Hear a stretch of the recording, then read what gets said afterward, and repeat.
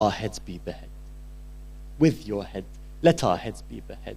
No, your day, it is not a day. It's today, not yesterday. Know that our hairs have become grey, wishing that we were there upon that day. Know that our hairs have become grey, wishing that we were there upon that day. Bar Muhammad wa Ali Muhammad salawat.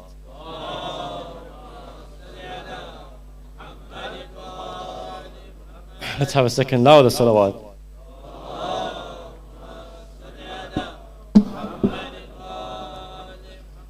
I would like to apologize for taking so much of your time, but just for the sake of Hawa'ij, Hajat, let's have a second louder salawat. Everyone here has a wish.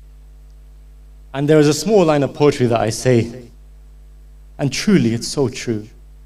I say, when it comes to Abu Fadl, my logic sways. Because who else has no hands and yet for millions praise? Who else has no hands and yet for millions praise? So just for the thawab of your wish, inshallah, may He grant you your wish, I would like to read the story of Abu Fadl Abbas alayhi salam. Bar Muhammad wa Ali Muhammad salawat.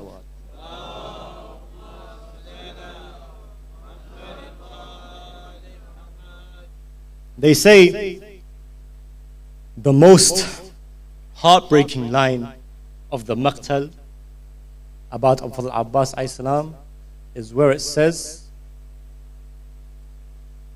that his hands were cut, but he kept on moving. The arrow pierced his eye, but he kept on moving.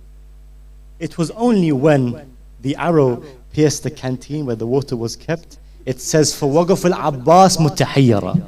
What that means is Abbas stood confused. Why is he confused? Because he doesn't know if he should go back to the river and get the water, or if he should go towards the tents without any water. He's confused. And I swear to God, how much we hear about Abu Fadl Abbas, I have never heard the line mutahayyara. He's confused in the entirety of his life. And one wonders what the zeal of Abbas went through, watching those daughters of Hussein dying from thirst, dying. As if they couldn't speak anymore, they would gesture with their hands for water. As if their skin had turned pale and their pupils had rolled back into their eyes from that thirst. I swear to God, none of us will ever understand what 3 days of thirst can do to you. Especially to young girls, young daughters of Abu Abdullah al-Hussein alayhi salam. I tell him, Abu Fadl, they are thirsty. That water, throw it away. He kneels and watches them. They say that Abu Fadl Abbas would only kneel when he sits down. Why? So if someone needed anything, he would spring right up. He kneels and watches them. Anger fights patience in him. Each child has a problem because the thirst is mighty. One child's skin has turned white, tongue as dry as desert night. One child cries from her fright, saying, Abu Fadl, I'm thirsty. One child's skin has turned white. One tongue is as dry as desert night, and one child cries out from her fright, Abu Fadl, I'm thirsty. One hand like a fist clenches, one hand for his sword reaches, and from one knee the moon rises, crying, I shall make them pay. I walk to him, my head is bowed. There is nothing of which I'm proud. On my grief I place a shroud, and I say, Hussein, they might die. He replies, brother, if you go with you shall my shadow. The girls are thirsty, I know, but who will hold my flag high? You remind me of Haidar, and the river is your Khaybar. I'll let you go get the water, but do not say goodbye to me. To the river he sets course. A lion riding a horse. What is death? Their thirst is worse. No enemy dare come near. I wade in the blood that I shed. My white feathers, they turned blood red. By angels my horse is led. I am the man without fear. From the daughters of Zahra, you have withheld the water. In tears I saw their father, and you will pay for every tear. I have reached the riverbank. I have reached the riverbank, and I think of when they last drank. Now their pupils have all sank into the whites of their eyes. I have never admitted this. I have never admitted this, but my tongue burns in dryness. Should I remain waterless when water in front of me lies? In my two hands the water flows. In my two hands the water flows, and to my lips it comes close, but I remember their sorrows, and from my hand the water flies. I cry, oh self, don't you dare. When their thirst is their despair, they gasp for water like it's air. Don't you let it touch your tongue. The water, I make it drown. The water, I make it drown. And I scare it with my frown, and I strangle my thirst down. Make me thirsty, shall no one. My hands fill up the canteen. To return towards them, I am keen. The river cannot bear this scene, and it cries out, where have you gone? Toward the tents I would ride, and their thirst still hurts me inside. But behind the tree they would hide, and they'd cut off my right hand. Then my left hand I can't find. Then my left hand I can't find. And then an arrow pierces my mind. Blood from my head, it makes me blind. And then I fall towards the sand. I look out toward the tents. I look out toward the tents, and I hear as all those girls lament. My brother my heart confronts, and my goodbyes to him I send. My goodbyes to him I send. Ya Abbas, salli ala Muhammad wa ala Muhammad.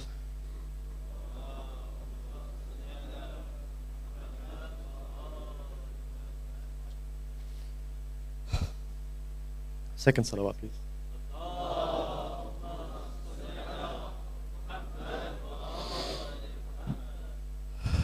Ya Abbas, I hope inshallah that by those tears that you shed for Abu Fadl, he will intercede and grant your wish inshallah. I'd like to thank the organizers for once again allowing me the honor to serve all of you. And truly, I don't say it because I'm just saying it. I truly, truly mean it and believe it. It's such an honor for me, an honor that Abu Abdullah has given me to stand here before you and recite verses of poetry. I still remember when I was 17, 16 years old, just writing poems and putting them online. And I never thought that one day Imam Hussein would give me the honor of standing here in front of you and allowing me to let you hear these insignificant words. However, and I do know that my time is very limited, I have a habit every year when I come here to recite, and I'm honored to be given the honor to recite, to read about a certain event. And it stems from a hadith from Imam Hassan al-Askari alayhi salam.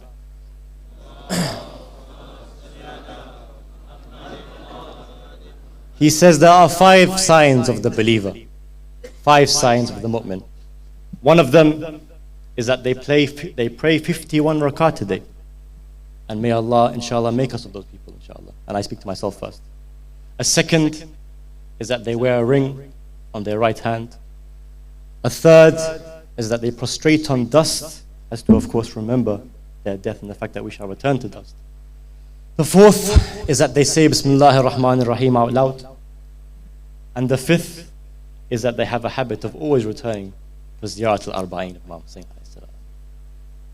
It's fascinating because when I was there, alhamdulillah, I was honored to be given, I was given a great honor to be there in Muharram. And inshallah, if Allah allows, return for Arba'in as well in Karbala. It's amazing because I was actually speaking to some of the people that used to live there before the Ba'ath regime fell and Saddam Hussein was still in power. And they would tell me that you don't understand what oppression we went through just to mourn for Imam Hussein alayhi salam. One person told me if we wanted to cry for Imam Hussein, he tells me personally, he said, I would drive out of the city, make sure that no one is watching, there are no officers watching, no soldiers watching me. I would put on a tape, an old tape of an old reciter, and I would cry, those small tears, making sure no one sees. One person told me we wanted to give out food for Abu Abdullah. But of course, you can't give out food for Abu Abdullah. It was illegal. Imagine, illegal to give out food for Imam Hussein. He goes, what we would do is we'd make sandwiches. And on the sandwich, we'd put a note, a small note, that says, please recite Surah Al-Fatiha for Hussein ibn Ali al-Qurayshi. Hussein, son of Ali, the Qurayshi. And that is, of course, Imam Hussein alayhi salam. And you imagine when you compare it to today, how much freedom we are given in mourning Imam Hussein alayhi salam. There is even another story. Even the Ziyarat al-Arba'in, by the way, they tell me that when we wanted to go for Ziyarat al-Arba'in, what we would do is that we would have to walk in the farms, in the gardens, and make sure no one sees you. Because that, of course, in Saddam's time, walking to Imam Hussein was illegal. Imagine, walking for Ziyarat Imam Hussein was illegal. And it incurred the death penalty. One person, I remember a friend was telling me a story from one of his friends. And he was saying that I was walking to the Ziyarat of Imam Hussein alayhi salam. In the farms, of course, as you can't, it's not like now when you walk in the street and there's tents everywhere, there's muwakib giving out food, people begging you to come eat with them, flags being raised. No, it wasn't like that. You have to walk in the farms and make sure no one sees you. He was walking in the farms and he got stopped by a Ba'athi officer, an officer that worked for Saddam's regime. The man told him, listen, I know you're walking to Imam Hussein, just admit it to me. He said, no, I'm not walking to Imam Hussein. He goes, admit it to me. He says, no, I'm going to a friend's house, he lives over there. He goes, listen, admit to me that you're walking to Imam Hussein. I promise that I will not hurt you. I promise. That I can promise. The man replied, okay, I admit I'm walking to Imam Hussein. He said, okay, no problem, go. The man went to Ziyarat Imam Hussein, finished his ziyarah, and he came back. He saw that everyone in his household was taken for execution. The man kept his promise. He said, I will not hurt you, but he killed all of his family. Imagine what they had to go through. Imagine what they had to go through for Ziyarat al-Arba'in. So I want you all to keep in mind, and I obviously speak to myself as well, let's not belittle the blessing we have of going for Ziyarat al-Arba'in. Imagine Sayyidah Zainab over there in Sham. We used to visit her multiple times a year. Now you can't even go there. Allah forbid that one day the same thing will happen in Karbala. But even if it stays open, inshallah, till the end of time, understand that people died. People had their families killed just for you to visit Imam Hussein alayhi salam. So inshallah, I pray that all of us together, this year and every year, will head out for the Ziyarat of Imam Hussein alayhi salam. And I say, the prayer that my eyes made before they'd even seen is, Allah bless me with the Ziyarat al-Arba'in. Ala Muhammad wa Ali Muhammad salawat.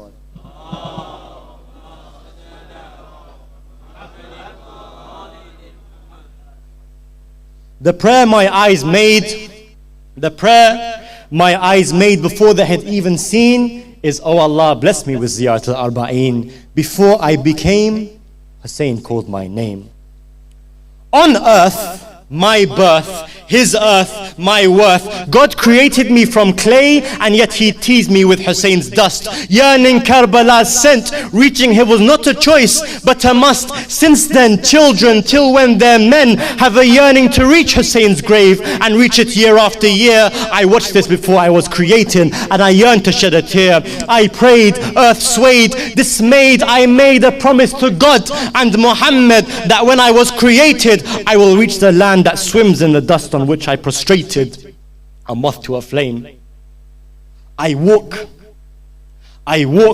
we flock, they mock, they talk, but I erase it with the sparks of love from my two walking feet. For beneath my feet heaven lies, if death I ever meet. Lion, layin, real men begin. Lion, layin, real men begin. I walk and I won't need a lion's help, for I have become one. In fact, I see lions, they shy away when towards them I come. I hush, I crush, in flesh, Daesh. Every step I take crushes their heads and crushes terrorism.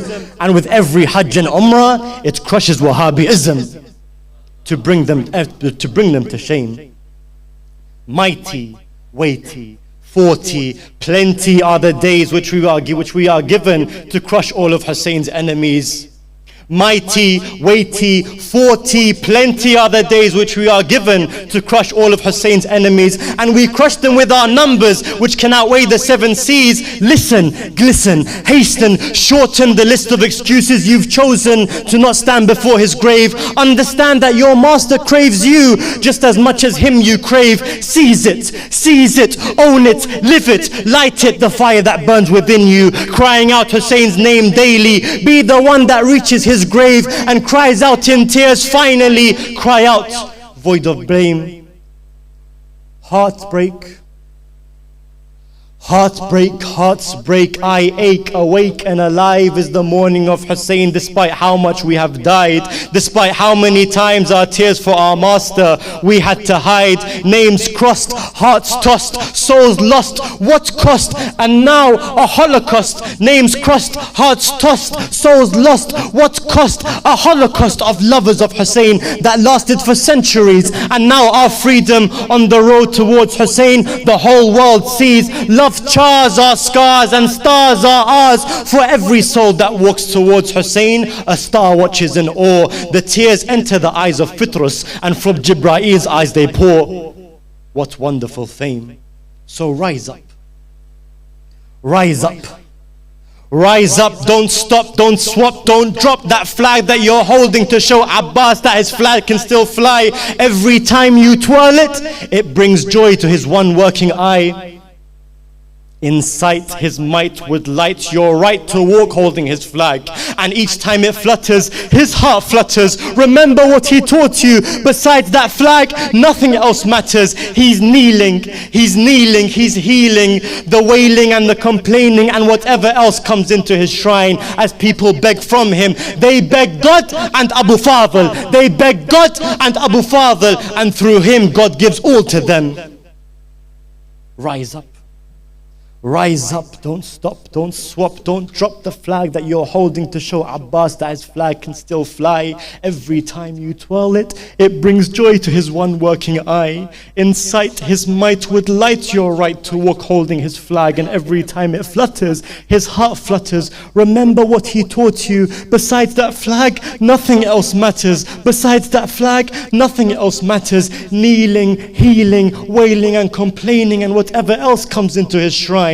As people beg from him, they beg God and Abu Fadl, and through him God gives all to them. He comes, he cries just the same, so don't fail. Don't fail, don't fall. Recall the wail of the daughters of Hussein as they were marched upon that desert. They walk with you when you walk. They walk with you when you walk. Don't you dare question it. Believe it. Don't quit. Don't sit. Commit. Own it. The length of that road shall shorten the road between you and heaven. But what is heaven really? What is heaven really when you're walking to Ali's children safely, strongly, proudly? Ali and his son Hussein shall embrace you when you at last reach his shrine, and he'll tell you, I'll come to your grave just as you had come to mine.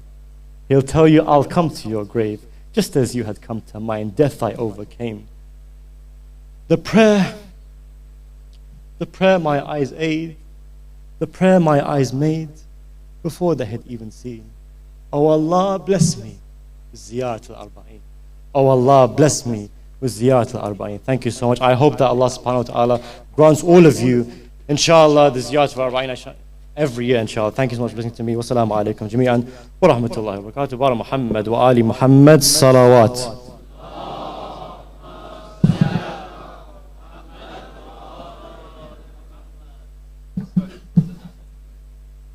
The love of Sayyida Zainab and all of the women and children who embarked on that walk initially. Aflaha man salla ala Muhammad wa ali Muhammad.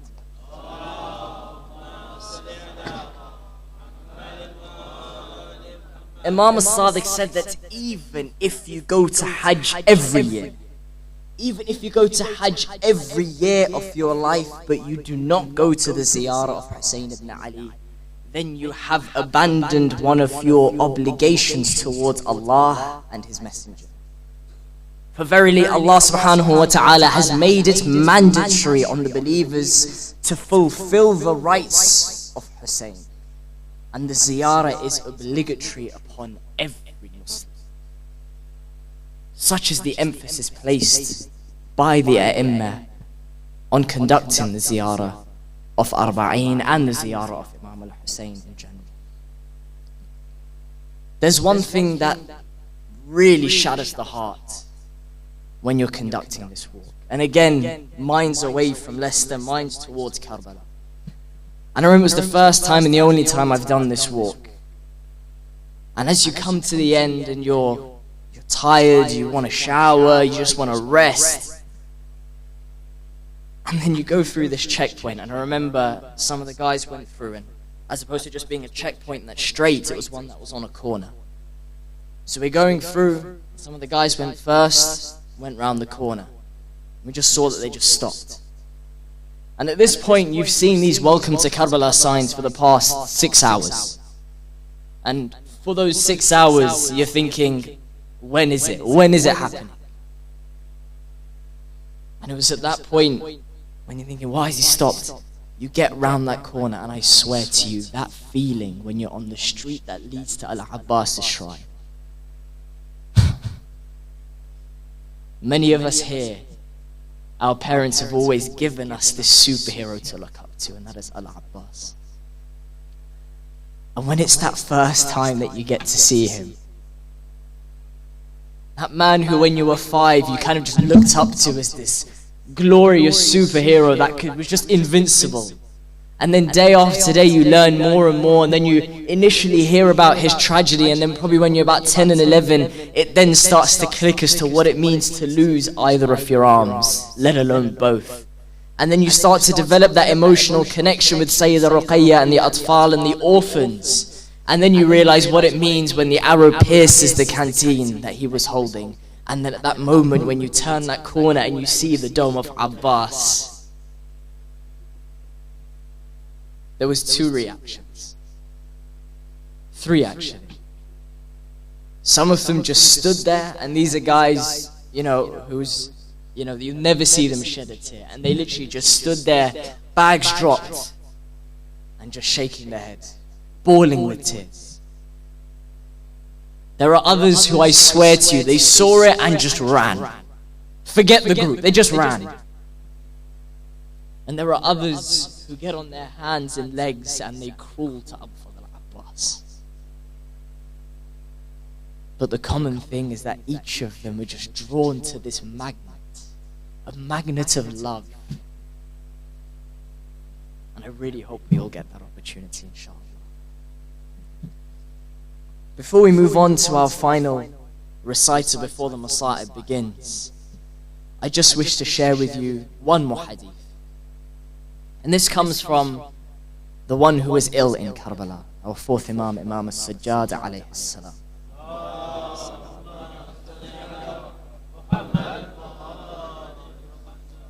He says, surely I have never brought to mind the martyrdom of the children of Fatima, except that I have been choked with tears due to it. And let that sink in. Let that sink in for the rest of this evening. For when our next reciters come up, connect with their words and voices. And when the Masa'ib begins, connect with the words and voices. When the Latmiyya begins, stay and connect with the voices. Form the lines and think that you're there in front of them. Imam al-Sajjad says, surely I have never brought to mind the martyrdom of the children of Fatima, except that I have choked with tears due to it. We welcome our final reciters before the Masa'ib, Shabir and Abbas Tijani, with the salawat ala Muhammad wa ali Muhammad.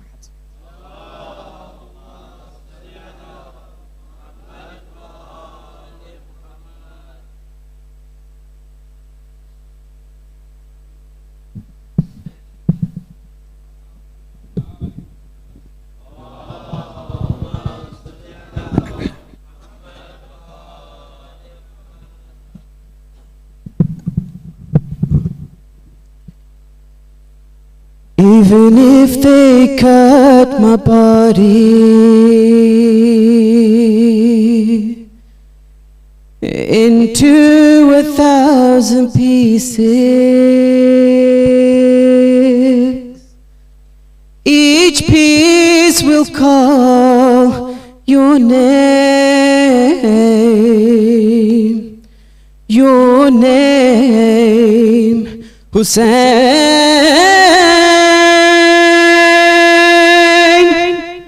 your name, Hussein, your name,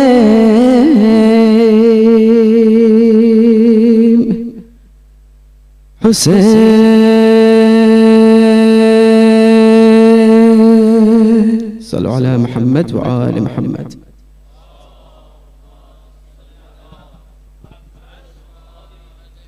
أعوذ بالله من الشيطان اللعين الرجيم. بسم الله الرحمن الرحيم. السلام عليكم جميعا ورحمة الله وبركاته. On the 10th of Muharram 61 AH, Imam al-Hussein alayhi salam placed his blessed souls on the plains of Karbala. He looked up towards the heavens and uttered those immortal words, Hal min nasirin yansuruna. Now we know he wasn't talking to those people on that day on the 10th of Muharram. He was talking to me, he was talking to you, he was talking to us. He was asking us, will you stand for what I stood for, and will you stand against what I stood against? Because we have to think, what was so special about that man on that fateful day who took something that kills and turned it into something that saves? Because you see, here he was, seemingly the victim of one of the most crushing defeats known to mankind, yet he emerged victorious, because though they slayed him like a lamb on that battlefield, and by God they slayed him like a lamb on that battlefield, on top of that spear he rose like a lion, and the world has never been the same since. Why? Today you see tens of millions of people flocking towards Karbala, traveling hundreds of thousands of miles just to be by his side, undertaking journeys that are perilous, undertaking journeys with the risk of death just to be by his side. Why? Because on the 10th of Muharram 61 AH, Imam al-Hussein alayhi salam didn't die, oh no. Death itself died on that day. I want that to sink in. Death itself died on that day, on the day of Ashura 61 AH. Hussein conquered death. Hussein conquered death. Which is why we know ourselves that death isn't the final obstacle. Death isn't the final culmination or conclusion of our journey. It's one of the vital and pivotal moments in our journey towards our beloved Imam al-Hussein alayhi salam in the afterlife. Why? Because Imam al-Hussein alayhi salam taught us that even through death you can be more alive than ever. And this is why today in Leicester on the 21st of November 2015 we all raise our hands. My brothers, my elders, my mothers, my sisters, my children, everyone, please raise your hands and make this pledge with me, that we will stand for what Imam al-Hussein alayhi salam stood for, and we will stand against what he stood against. And even if we have to die at the hands of these brutal terrorists such as ISIS, or as I call them, NISIS, non-Islamic state, we are willing to give that sacrifice just because we want to say the name Hussein with our final breath. So everyone raise your hands and with me repeat 10 times Labbaik Ya Hussein with your loudest voices. Labbaik Ya Hussein, Labbaik Ya Hussein, Labbaik Ya Hussein, Labbaik Ya Hussein.